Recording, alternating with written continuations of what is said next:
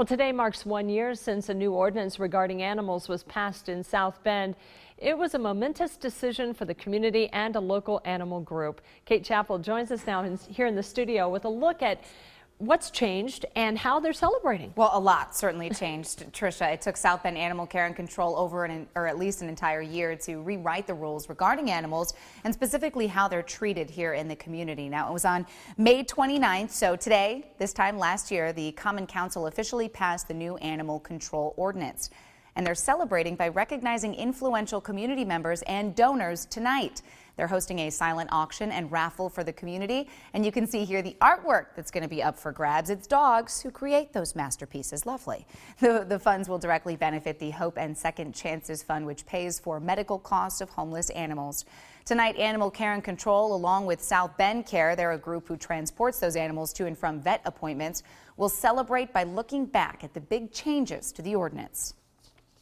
One of the hottest topics was that breed-specific language. That was a huge deal. There was, in the past it was regulated as to what type of dogs you're allowed to have in the city. It's a difficult law to enforce. So that was a huge stride in affecting the animal welfare in the city. TNR language is huge. That trap, neuter, return. Eventually, in the next 5 to 10 years or so, we'll start seeing the impact of that TNR as far as euthanasia rates for cats in the shelters in the area.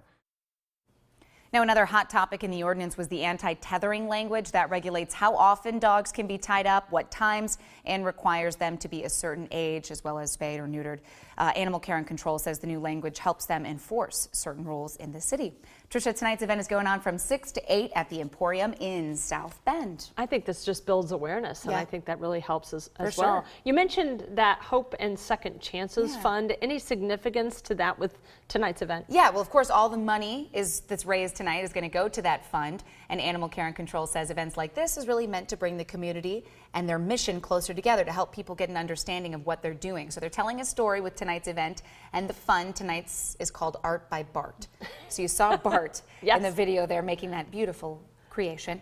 He's a shelter dog. He really touched the lives of some of the staff members he worked with. And unfortunately, they realized he had heartworms and his treatment was going to be really expensive. So he's one of the pups who directly benefit from that fund. Sure. You know, they say these funds and the taxpayers shouldn't have to be the ones paying for treatments like this. So they're raising money to pay for vet bills because in some cases it can be $2,000 a dog just for some of the treatments they need, like heartworm treatment and things like that. So they're hoping to raise enough money to pay for more dogs. Incredible, and what a great story. I love the artwork. It's Me too. Really fun. And his name, Bart. Very nice.